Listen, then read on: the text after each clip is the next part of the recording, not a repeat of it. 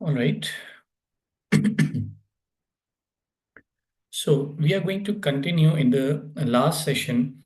We discussed about the area that where we ended our last session was the theories of motivation in the section of leadership. And we will continue with a few more theories and then we will have another exam practice question to implement those theories into the at the SPL level. Okay. So, if you can recall from your earlier stages in the AFT about the Blake and Morton's managerial grid, it discusses how the managers or leaders they work or their leadership style according to their concern for the tasks or results and their concern for people. And you know that we have four quadrants in this case. Here, the number one quadrant, it is for the impoverished leadership, a manager who does not focus on either tasks or the people. That is the least required type of leadership. And naturally, it is actually not a leadership at all because there is no concern for either of the uh, area or either of the criteria. The next one we can consider as a produce or parish leadership, which would have high concern for the results, but very, very low concern for the people, meaning that the manager is only concerned about to achieving the targets and producing the results. It does not matter how the people think about it, how their subordinates are feeling about it, what are their feelings, maybe they have some concerns, they have some problems. That is not under consideration for this type of leadership, so hence the name produce or perish. Okay. The other name could be a dictatorial management. Next, the opposite to this extreme is the country club, where the task preference is least and the concern for people is very high. Now, this is also known as the accommodating management, and this, in many cases, will not be able to achieve the results for you because your focus is not on that. In the middle, we have the middle of the road or status quo approach, where there is equal but moderate attention to the concern for people as well as concern for the task. And the most ideal one would be the team leadership, where high concern is for the people or subordinates and high concern for the task as well. This is also known as the sound management. Another theory is the theory X and theory Y. McGregor's theory X and theory Y, very, very famous. And I'm sure that you very well know about it as well. We will just touch upon it.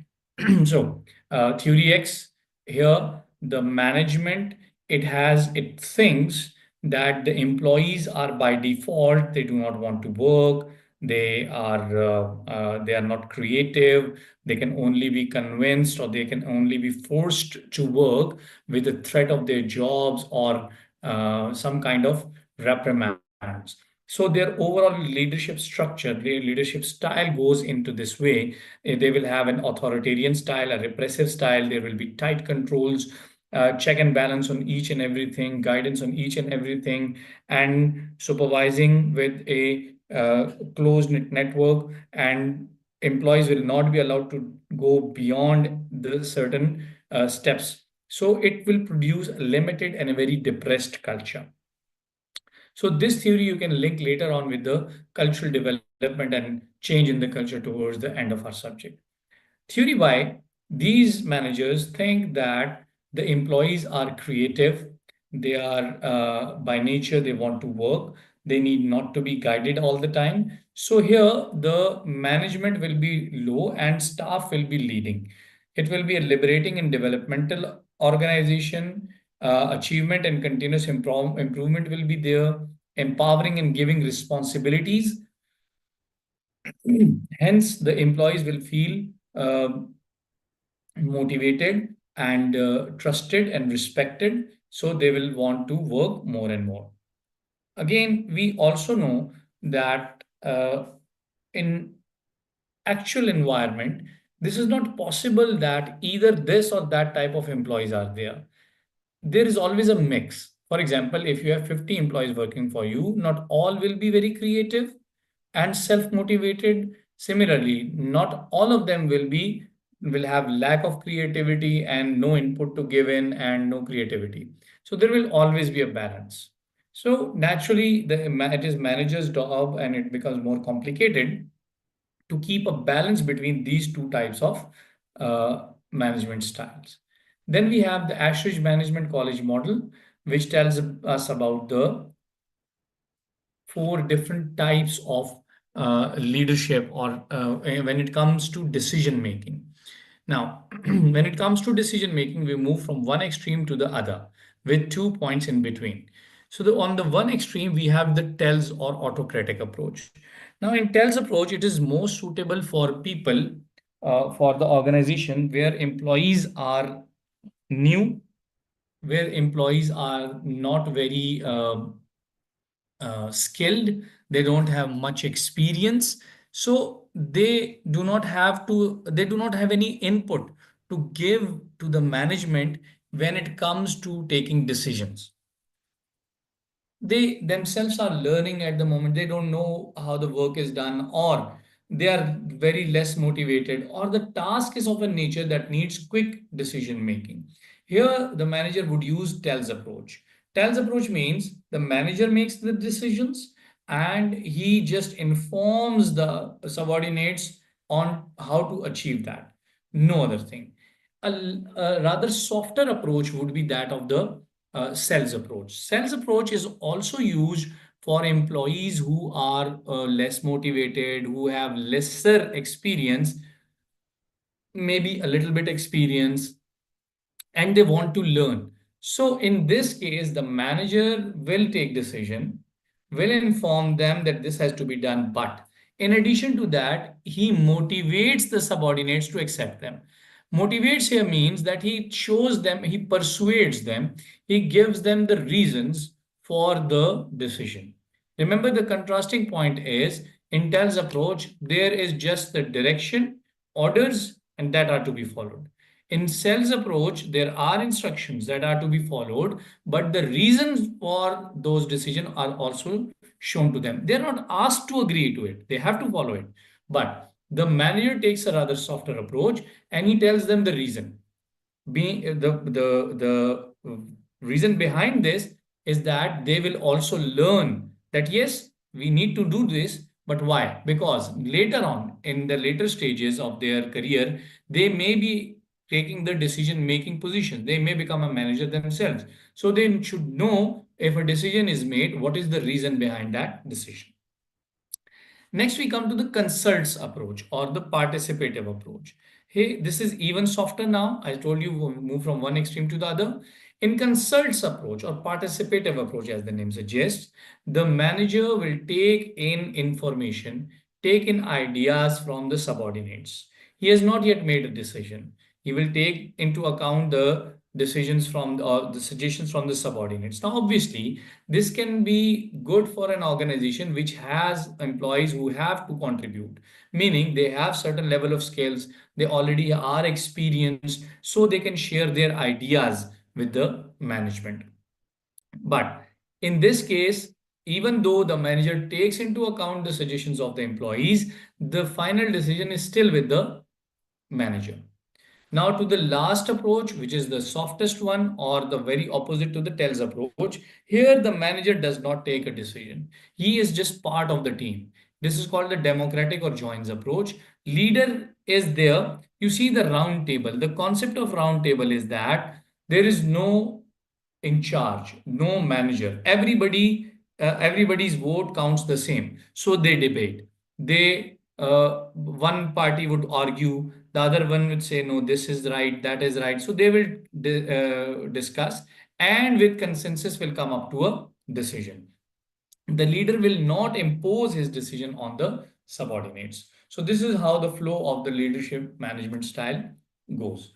Then we have Levin's leadership style, where we have authoritarian or autocratic approach, participative or democratic approach, and delegative or laissez-faire approach. More or less similar, but we need to understand the names and their theories. So leader makes all the decisions in do this, and that's it.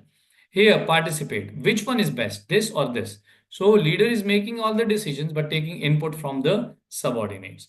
Here, delegative or laissez-faire, do X or Y as you see fit. So limited input from the leader if the management team, if the team asks, or otherwise all the decisions are made by the subordinates and the team themselves.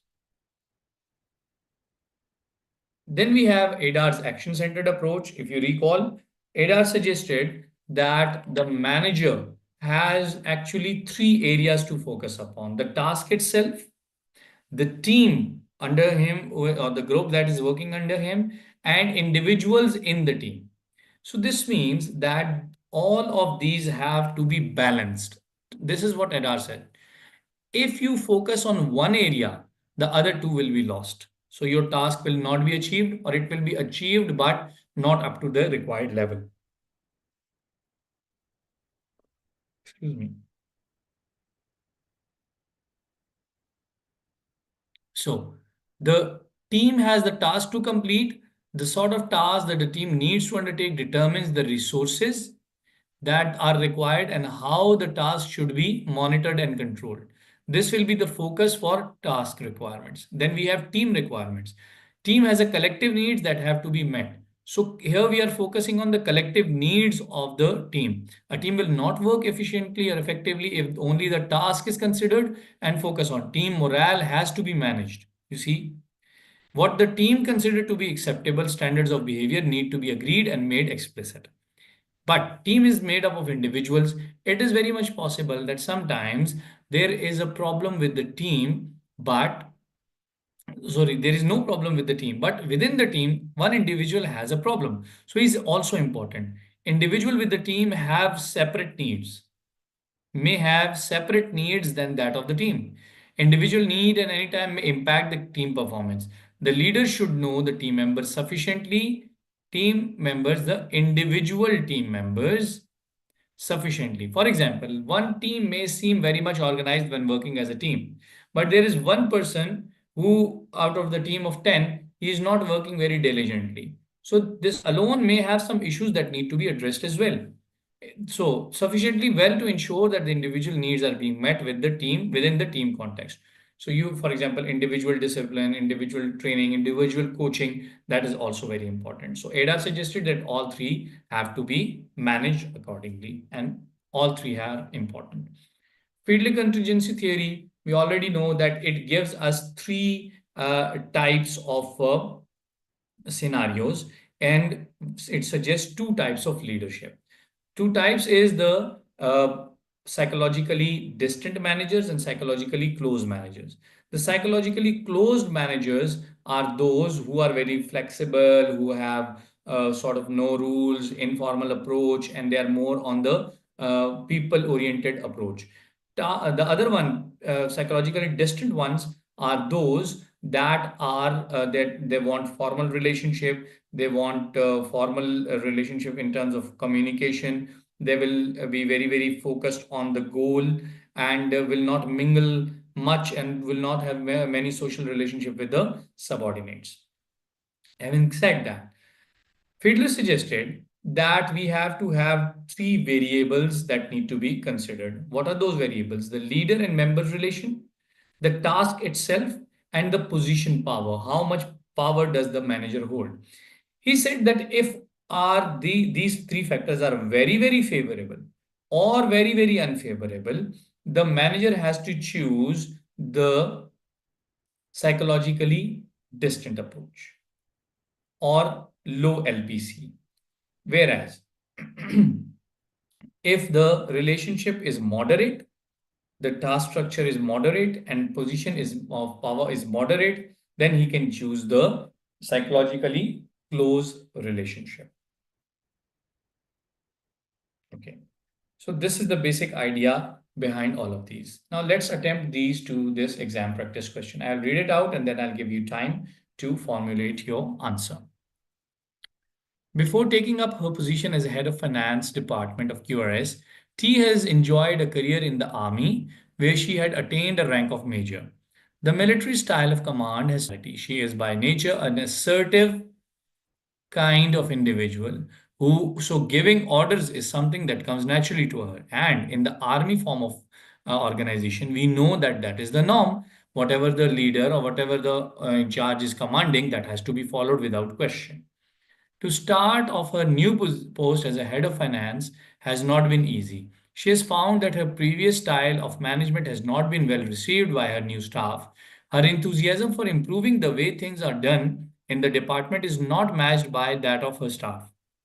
In fact, if anything, an air of resentment seems to exist in the department more generally. T is finding it difficult to adjust to the whole way of operating QRS. In her view, so much time seems to be spent in meetings and in consultation generally that she wonders how the organization manages to to compete in the marketplace as successfully as it does. So you see, she's coming from a totally different leadership background, and in the business environment, things are run differently. So what you are required to do, using any appropriate theory of management style, write an email to T explaining why she's experiencing the difficulties described in her new post and recommend. First, you say explain and then recommend the kind of management style that may be most appropriate to her. Now remember that this is an open field. You can choose any of the theories that we just discussed, but then you have to justify your theories. Okay. I would recommend you take a piece of paper, and because you can use different approach, maybe when I show you the answer, your approach is different than mine. That is perfectly fine. You just write the bullet points of the answer, how you are going in which theory and why. You will have to make a background. What is the background? How you understand the problem? How you analyze the problem itself? What is the basic problem and how you convince it according to different theories? So you may even use more than one theory. It's up to you. So you write the bullet points, and later on, when I show you, before showing you the answer, you may share the snapshot if possible for you, snapshot in the chat section of the answers that you have prepared. Okay.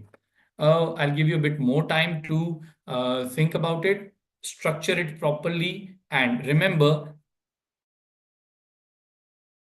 it says an email format is to be used. So at the moment, we're not discussing format as such, but I will show you the format and it will be easy for you. So you have about 10 minutes to formulate this answer. Please start.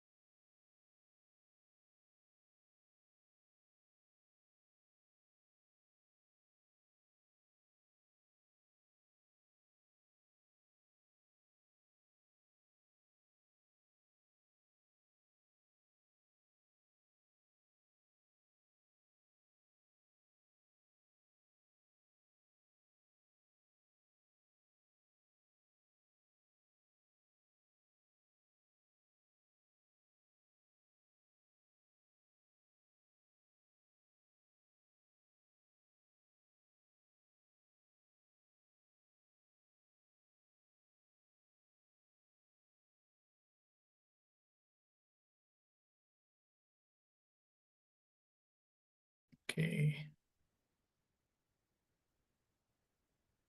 All right. See, the usually the email style is to, because to whom you are sending, from, management accountant, date, and subject will be management style. Management style is concerned with how a manager deals with subordinates. Now, here it is the intro part. You could use the salutations like dear T, etc. Okay, there are a number of different models, but one that is commonly used is that of live-in. So here the answer is choosing the live-in model. You could choose any other, and that will be perfectly fine as long as you can provide the required answer, required justification, and required recommendations. Using Levin's conclusions, you could describe as adopting as an autocratic style of management. So here you are discussing the current management style. This means that you are telling the subordinates what to do. This style of management probably comes naturally to you.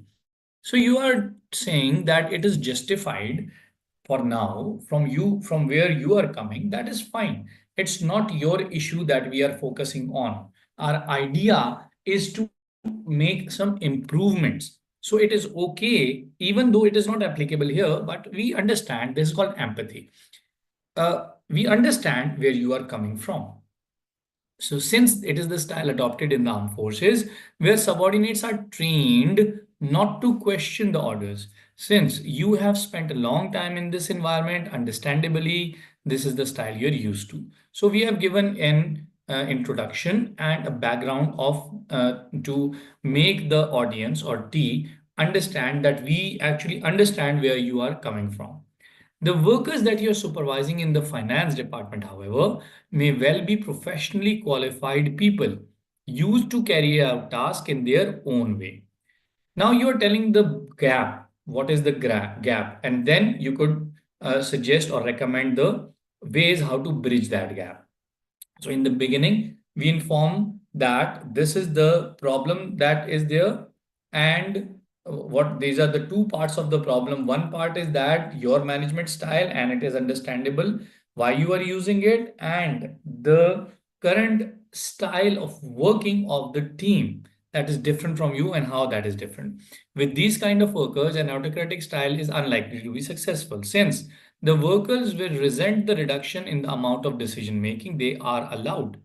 So you see, when you are making decisions and they just have to follow, it is that you are taking that decision making power from them that they are already allowed with.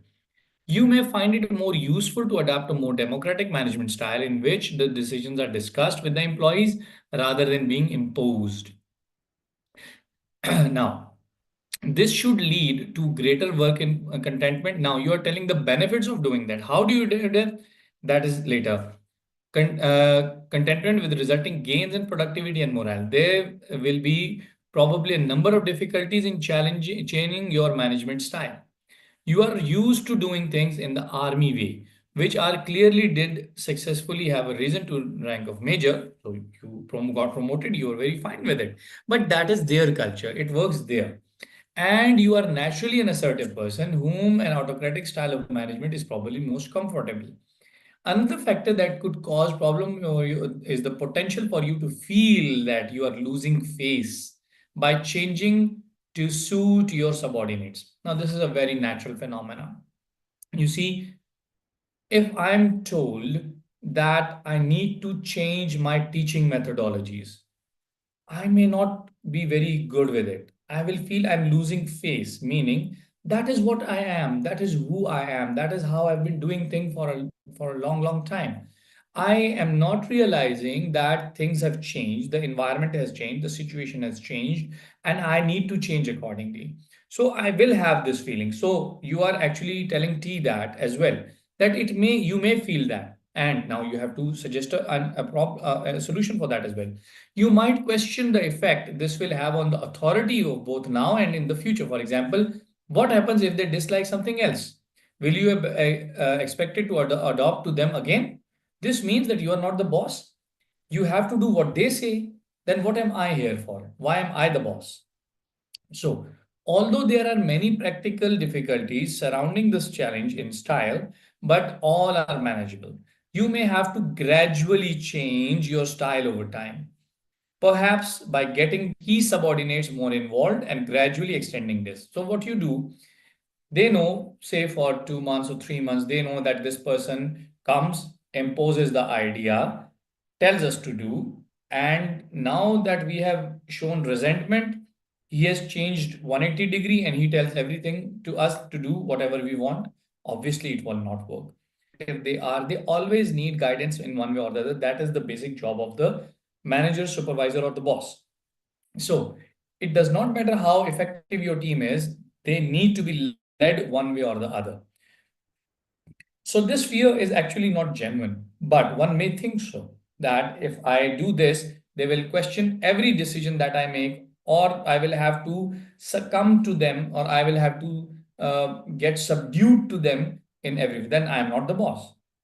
So the key idea is that don't change quickly or abruptly, change gradually. Meaning, take under your supervision, suppose there are 10 personnel, take 2 or 3 key people, make them bring near to them, bring yourself near to them, call them up to your office, discuss possible scenarios. This is what it is saying. That what do you do? Change it over time, perhaps getting the key subordinates more involved now and gradually extending this. An alternative solution would be to involve another senior manager from a different department to help mentor you. This would involve working with a mentor who could help you discuss practical ways in which your style can evolve. The above measures are likely to be unsuccessful unless you recognize that it is in your interest as well as that of your subordinates and the company to change your style. I hope you have found this above helpful. Please do not hesitate to get in it. So this is a formal closure.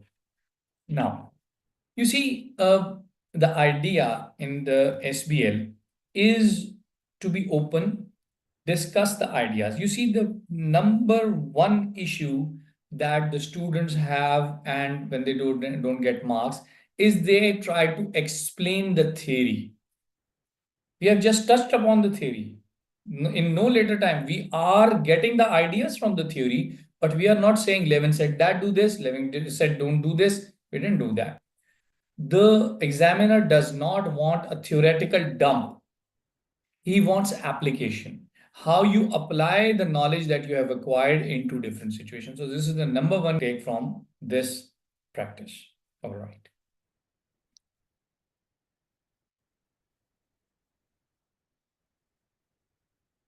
Okay. Okay. I was expecting some responses in the chat section from you. Anyway, you can send it to me later on. Before starting the next session, entrepreneurship versus entrepreneurship, let's take a 5 minutes break, freshen up, and then we will continue with this topic.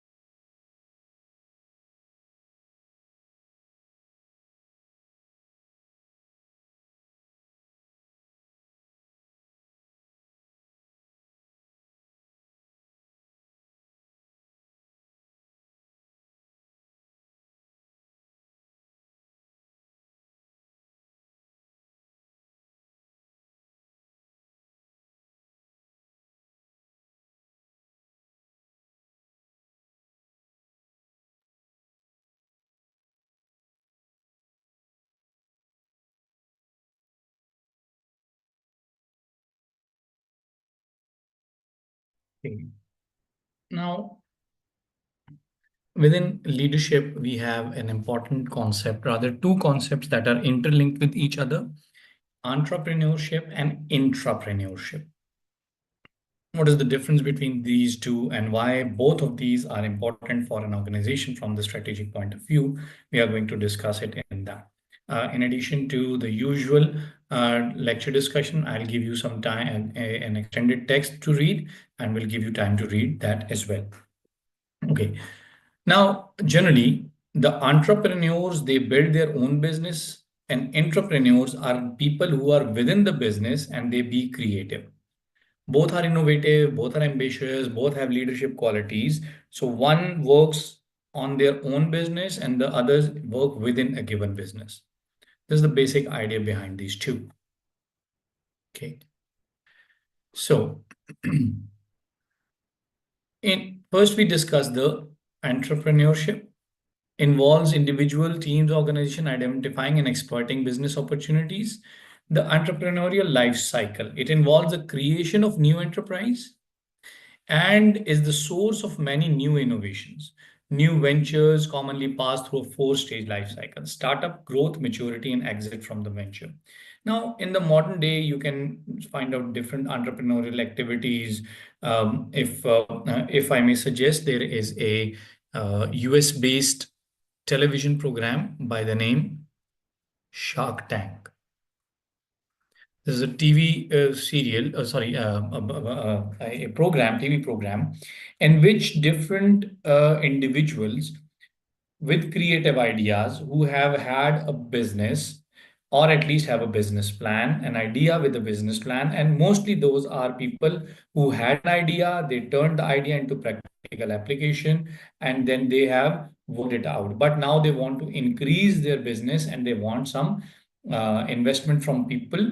So this Shark Tank, they have different four or three uh, uh, individual successful venture capitalists.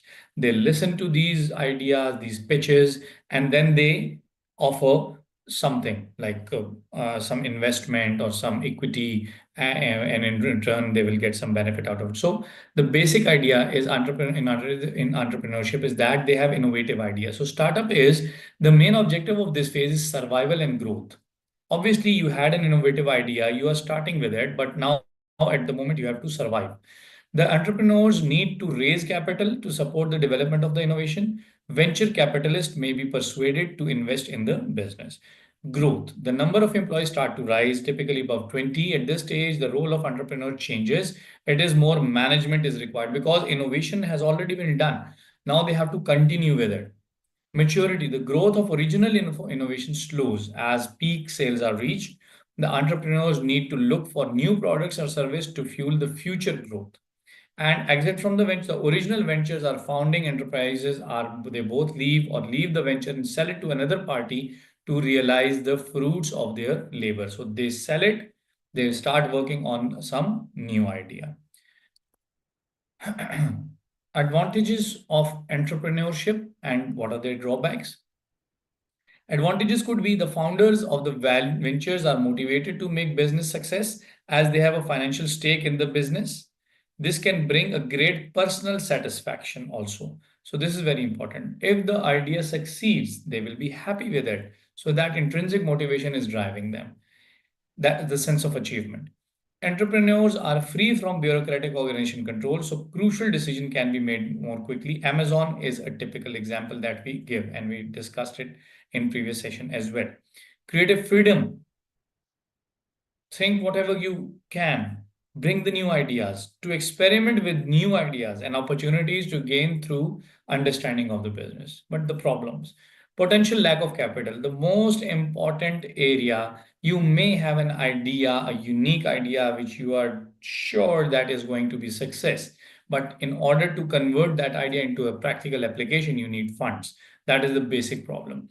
And financial discipline may lead to rapid cash burn, resulting in business failure before the product reaches even breakpoint. So without having a proper knowledge and understanding of techniques of how to use the money, what you would do is you go into a cash burn, means you somehow got the any of the venture capitalists to invest with you, but now you did not have the management properly, and that all cash is gone, and you haven't even started the break even, you haven't even reached the break even point of your business.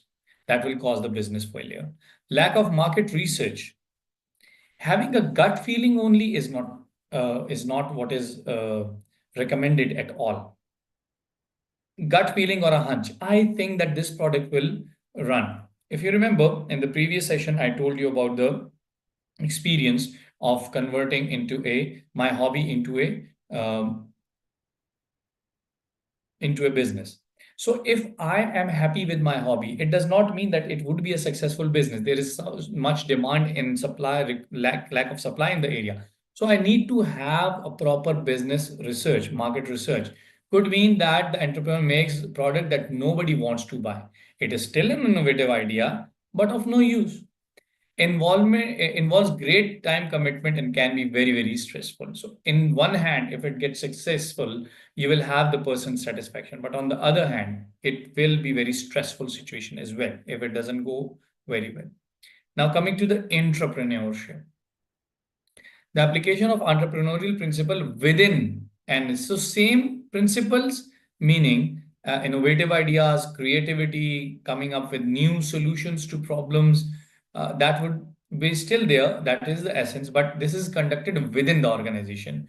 Now encouraging entrepreneurship enables existing companies to harness the entrepreneurial spirits within, while enjoying the advantages of a strong capital base to support the processes of innovation. So you make different teams, you ask them to come up with new ideas.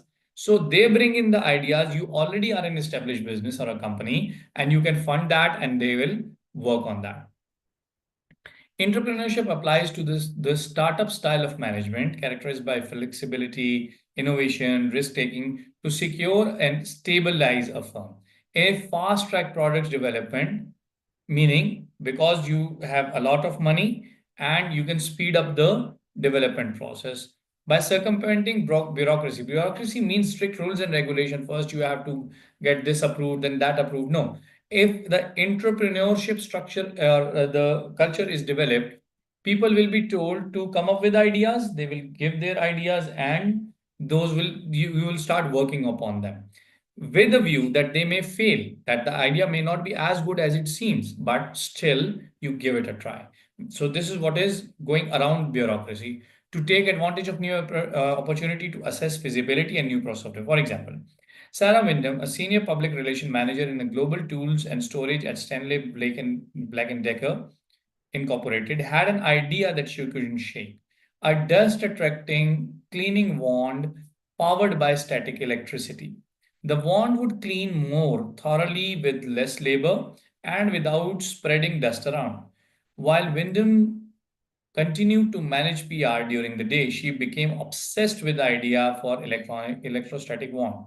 She could not get the image out of her head, so she began research of the technology requirements. Through sheer force of will, her passion was contagious and her research was solid. She enlisted 20 technical experts within her own company, including a number of engineers who worked on their own time to help advance the idea. Thanks to Wyndham and her team incredible perseverance, the Black& Decker brand has series of prototypes completed. This is back in 2016. This is 2025. You can find that product all over the world. It's available on Amazon and that. Electrostatic wand, which helps you clean the dust from thing. Usually what you clean the dust with, a piece of cloth, you rub it off and it still falls somewhere. Or if it is on you on the cloth, it needs to be cleaned and it is sort of messy.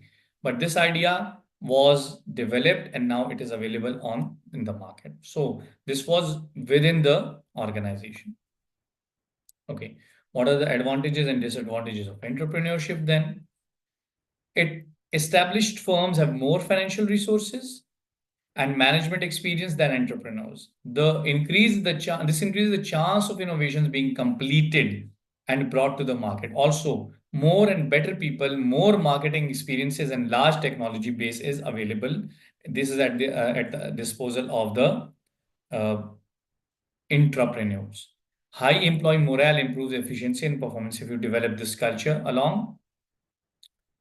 What are the problems? Lack of entrepreneurial culture to support new innovations. So you have to develop full culture for this. Managers feel more comfortable managing existing operations and perhaps making incremental changes to these small changes.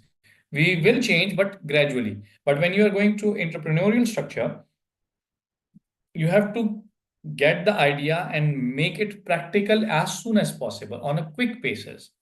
So every manager may not be happy with this type of a change. The people with the idea may need to be very persistent to persuade the decision makers of the advantage of the new. Not all organizations are responsive to new ideas. Yes.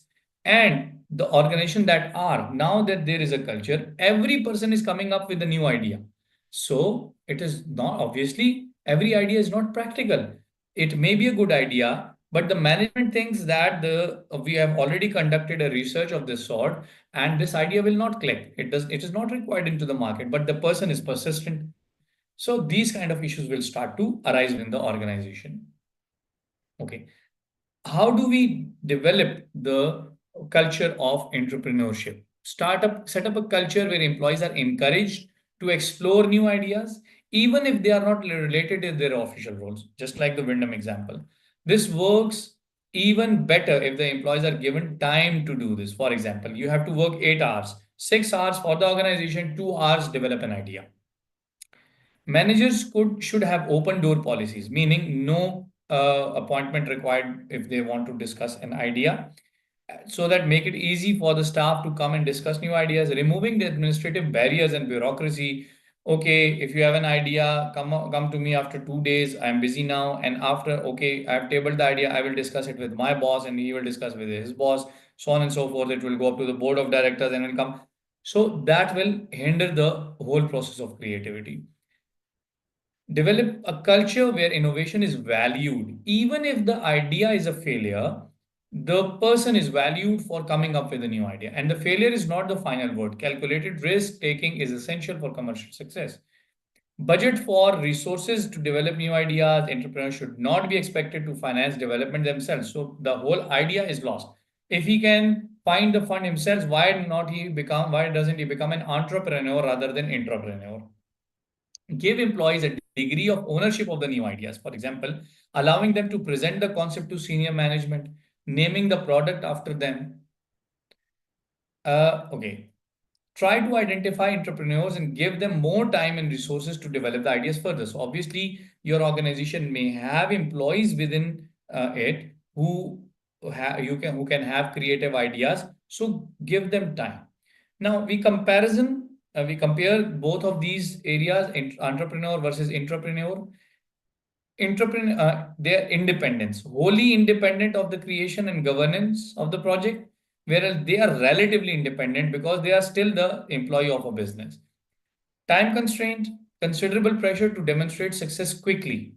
Here, comparatively less pressure to develop and optimize their project towards success. Because they are working within the organization, you have given us 2 hours out of 8, and in which we have to develop. So no time pressure. Whenever the idea comes to you, just keep trying to do that. Risk involved. The entrepreneur assumes all the business risk, whereas the entrepreneur assumes some risk, but major risk is by the organization, especially the financial risk. Added value. Entrepreneur must demonstrate added value to all stakeholders, where the a family business presence offers additional guarantees to the stakeholders. So this is the value addition to the business. Resources required must find all the necessary resources here. Entrepreneur has access to core business resources, but they must leverage them to their benefit. The resources are available. How they utilize it is up to them.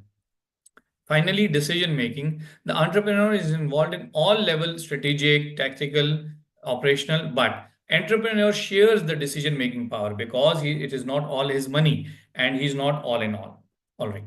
Now I'm going to give you a brief 2-page document to read. It is very important that we expand our knowledge base as well so that we can apply that knowledge in the practical scenario. Just give me a minute and I will share the document with you.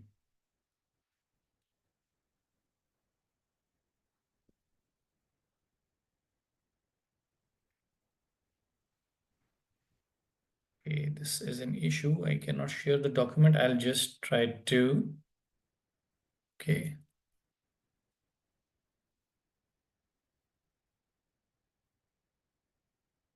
Load it on the Google Drive. Just give me a minute and I'll share the link with you from that drive.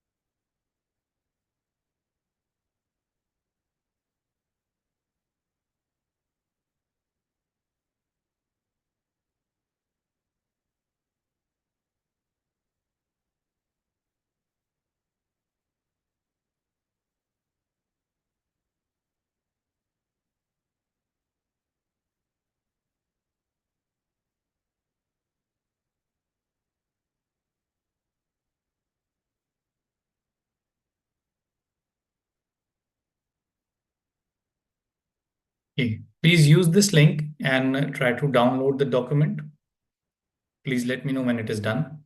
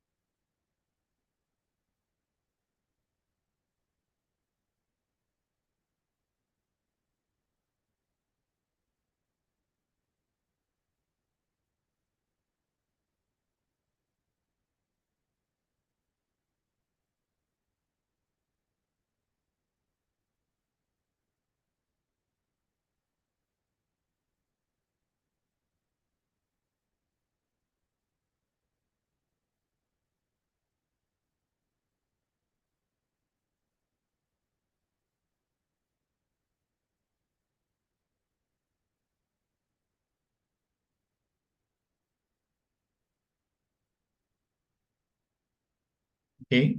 Uh, I need you to open it up and give it a read.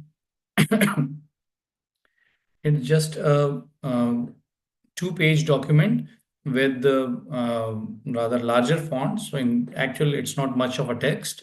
I just want you to get into it and give yourself a good review. I'll give you about 5 minutes to read it, and then we will continue with our discussion. 5 minutes reading time.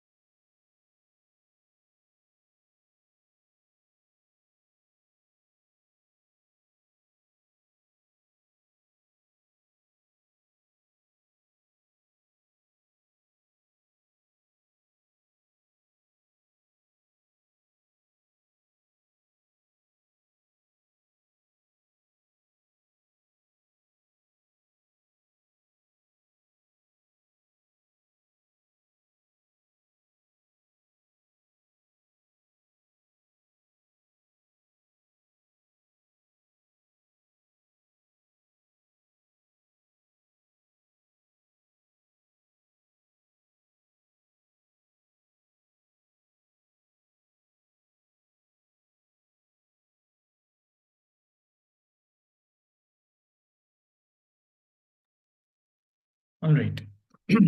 Now, you can, if you haven't gone through it, you can later download it and study it while further extending your knowledge. Okay, with this, our topic of discussion is completed. Now, let's have a quick review of the chapter. Even though the paper is not on MCQs format, but I would like to get an idea of how much you have understood from the concepts. And if need be, I will need some explanation. I will give you some explanation. So I'm showing you a question, and after that, another one about 4 or 5 MCQs. And I need your responses. Just write in chat section whichever you think is the correct answer, A, B, C, or D. Yes, please.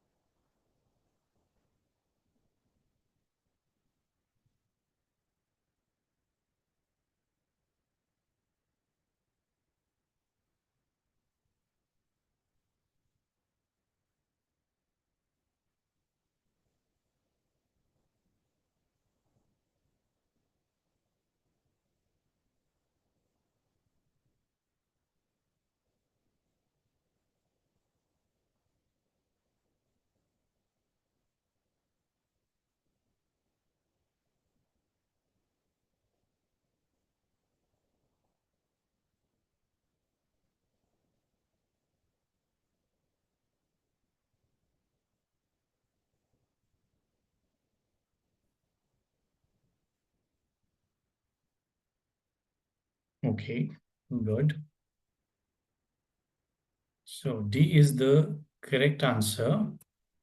Why?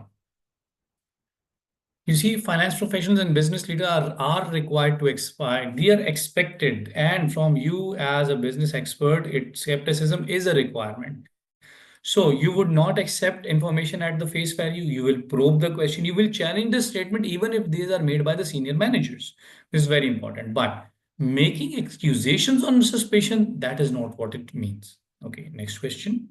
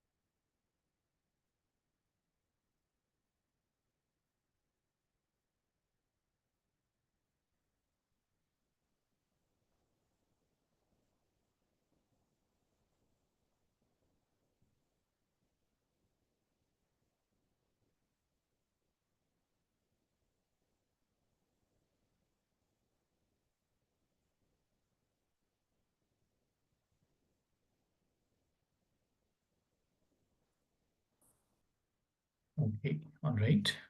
See, wider factors affecting the organization, short-term profitability, interest of only shareholders, or short-term or ignoring obviously is not required. So taking into account wider factors means all the factors that affect the organization. Okay, this one, please.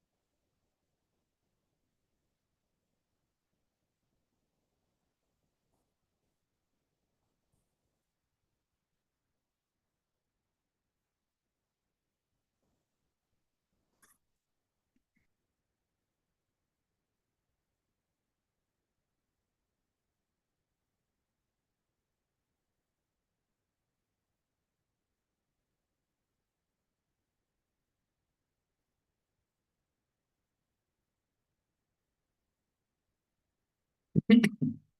So you see, insight is basically an accurate and deeper understanding of any situation. Uh, you see, the ability to identify most significant issue, for that you need an insight. You need to understand which one is more significant and which one is not. The ability to undertake relevant calculations in every type of decision, we don't need calculations. Knowledge and understanding of relevant facts. In order to understand which one is relevant, which one is irrelevant, you need to have insight. So correctly, a deep and accurate understanding of a situation, any situation, is the insight. All right, this one, please.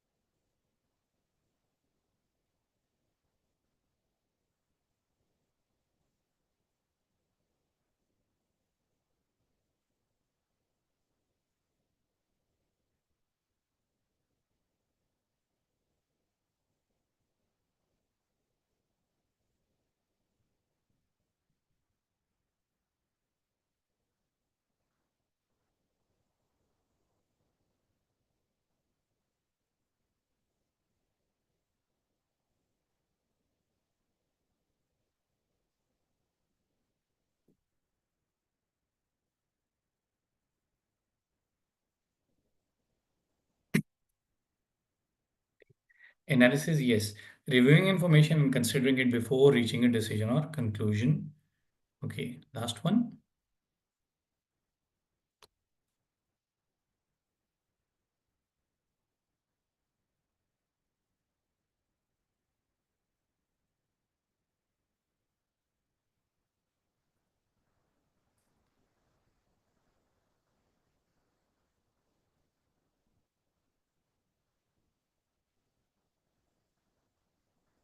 8. That's good.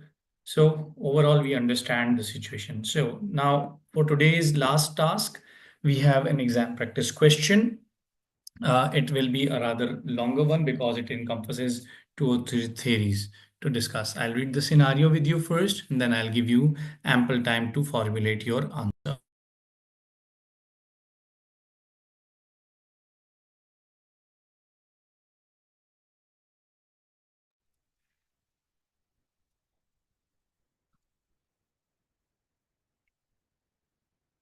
10 years ago, Sully Truin formed an academic recycling company, ARC, to offer a specialized waste recycling service to schools and colleges. ARC has been very successful and has expanded rapidly. To cope with this expansion, Sully has implemented a tight administrative process for operating and monitoring contracts. This administrative procedure is undertaken by Contracts Office, who track that collections have been made by the field recycling team. Surrey has the sole responsibility for obtaining and establishing recycling, leaves the day-to-day responsibility of administration and monitoring of contracts to Contracts Office. He has closely defined what needs to be done for each contract and how this should be monitored. I need to do this, he said, because workers in the country are naturally lazy and lack initiative. I have found that if you don't tell them exactly what to do and how to do it, then it won't get done properly. So this gives you an idea. Most of the employees working in contracts office like and respect Sully for his business success and ability to take instant decisions when they refer a problem to him. Some of ARC's employees have complained about his autocratic style of leadership, but most of these have now left ARC to work for other organizations.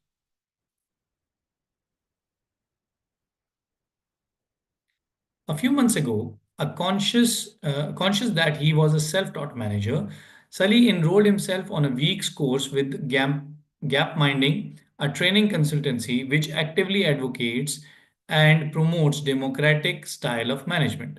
The course caused Sully to question his previous approach to leadership. It was also the first time for 3 years that Sully had been out of office during work hours for a prolonged period of time. However, each night when he was attending the course, he had to deal with emails from contract office listing problems with the contracts and asking him what action should take. So you get the idea. He has developed a culture. Now they are dependent on him for every decision. He became exasperated by his employees' inability to take actions to resolve these issues. On his return from the course, Sully called a staff meeting with the contracts office where he announced that from now on, employees would have responsibility of taking control actions themselves, rather than referring to all the problems to him. Sully in turn would wants to focus on gaining more contracts and setting them up. However, problems with the new arrangement arose very quickly. Fearful of making mistakes and unsure about what they were doing led the employees discussing issues amongst themselves at length before coming to tentative decisions. The operational recycling teams were particularly critical of the new approach. One commented that before we got a clear decision very quickly, now decision can take several days and appear to lack authority. The new approach also caused tension and stress within the contracts office, and absenteeism started increasing. At the next staff meeting, employees in the contract office asked Sully to return to his old management style and job responsibilities. We prefer the old Sully Truan. They said, the training course has spoiled you.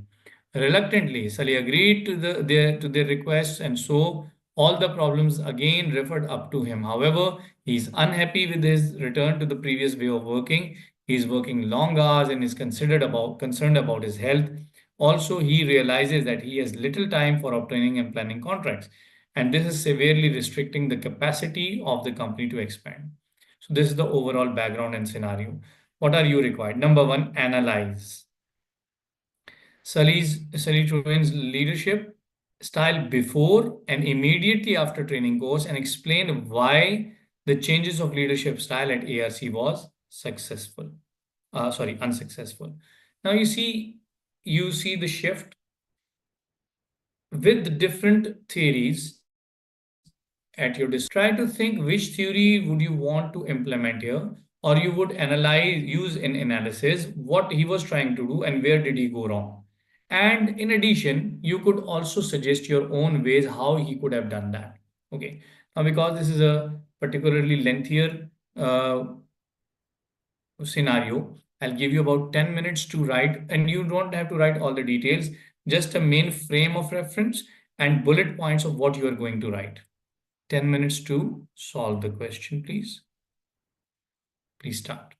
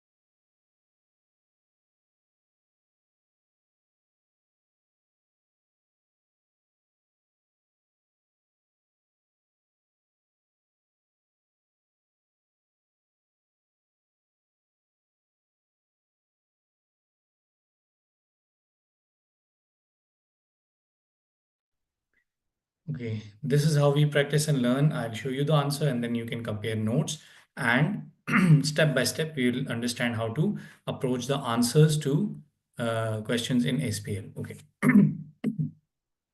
Now, a background scenario prior to attending this course is Sally Trent appeared to have, in McGregor's term, many elements of theory X manager. About him, he felt that it was necessary to closely control the staff, give them orders when needed. He perceived that in general employees wish to avoid responsibilities, and it seemed later on that he was correct, and so wanted to be closely directed and controlled. This belief was reflected in the work design of the company, where the employees were increasingly restricted and relatively simple, repetitive tasks, for which he had well-defined established procedure. While he was attending the course, Sully still had relatively trivial control issues referred to him, and he was exasperated by his employees' inability to take actions to solve the issues. His initial diagnosis of this reluctant was that he was due to their personal inadequacies rather than the result of the work situation that he had created. So here we have an analytical point. He was blaming it on them that they are inadequate. He did not realize that it is his fault. It could be his fault that he created such a culture. In terms of Tenenbaum and Schmidt model, Sully originally displayed a merger-centered leadership. So it is not necessary, because there are a number of theories, all of them are not included and cannot be discussed in the course. But you generally have an idea whereby he made a decision and then he announced it. In terms of Blake and Morton managerial grades, style is primarily that of authority and obedience. His main concern is task completion, with a leadership style which dictates what should be done and how it should be done. The course questions Sully's tough-minded management approach, promoting a more democratic style where leadership responsibilities are shared with the subordinates. So this is the key idea, shared, who are also involved in the planning of tasks, not just their execution. The course essentially suggested that Sully changed his style of leadership, moving to the right on the Tenenbaum and Schmidt model and towards stereotypical theory Y manager. The course was run by a company who promoted the benefits of democratic style management. However, contingency or situational theorists have argued that there is no one best leadership style, and the style has to be contingent, at least on the nature of the work to be done and the need of people doing that. The choice of leadership style in this case probably depends on three factors. Now we are moving towards suggesting the fatalist contingency model here.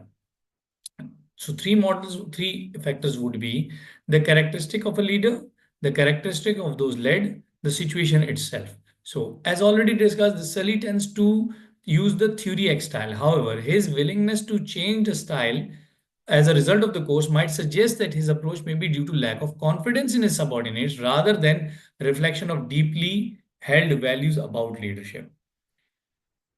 The characteristic of the employees. It could be argued the Sully style has necessarily led him to employing people who are comfortable with his line. You see, I underlined a very important point. People who did not agree to it, they have already left. So maybe this culture is not maybe, obviously, this culture is his own made up of his own causes. He made this culture like this, but he's now complaining that the people are like so. No, he made the culture like this. So people who like this type of environment have joined him. Who do not like this type of environment, they have left him. So it is not the people actually. It is the if we have a deeper insight, we go deep into it, we know that it is the culture that Sully has created, which is causing this problem.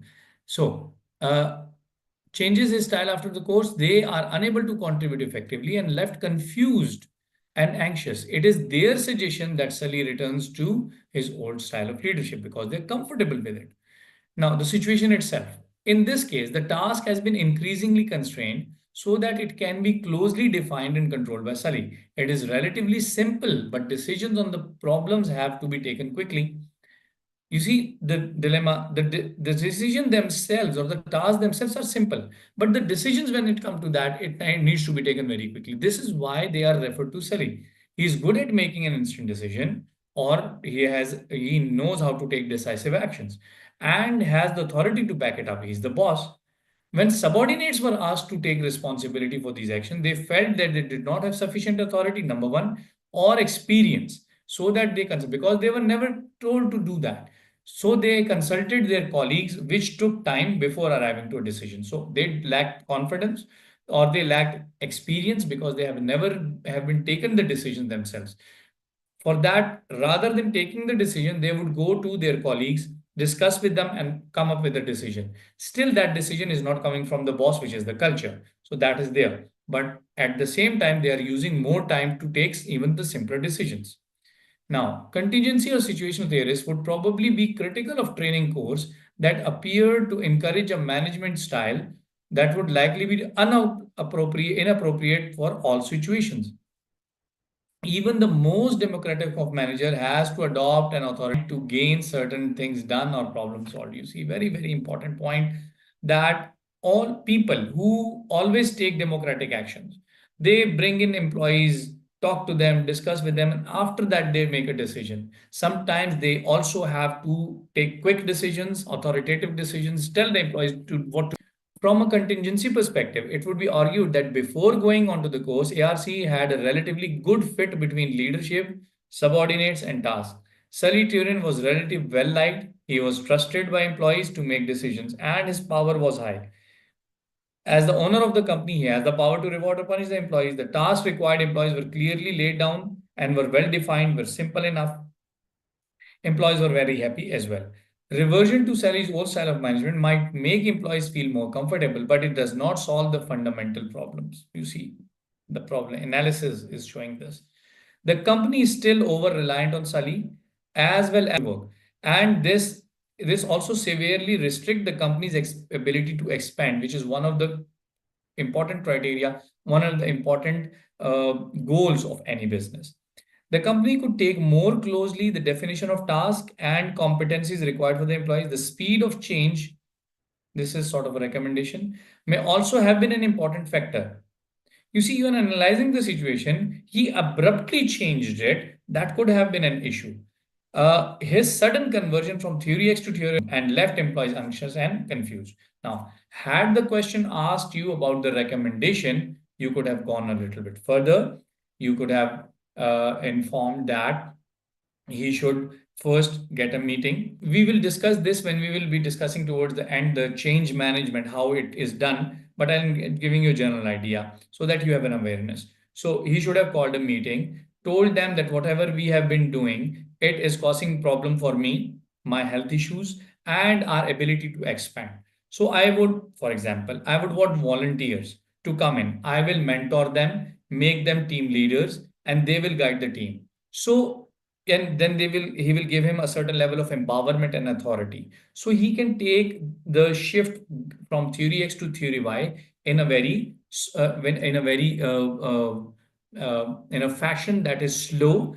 And because you see, cultural change cannot be very abrupt, it cannot be imposed, it has to be felt from within. Employees have to be taken on board, they have to go with the flow. They need to know why the change is being brought upon them, and they are valuable inputs.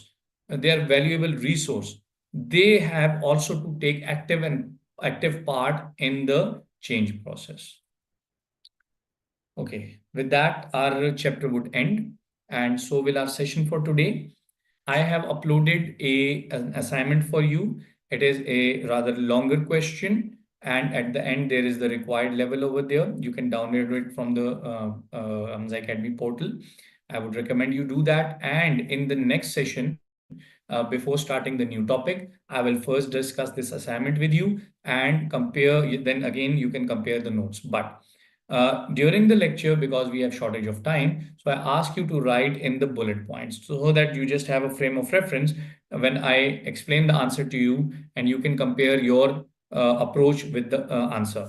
But in that assignment, you have to write it completely. Later on, when I discuss the the answer with you, then you can compare your notes with the explanation. All right. So if anyone has any questions for today's session, please ask. Otherwise, we will close the session for today.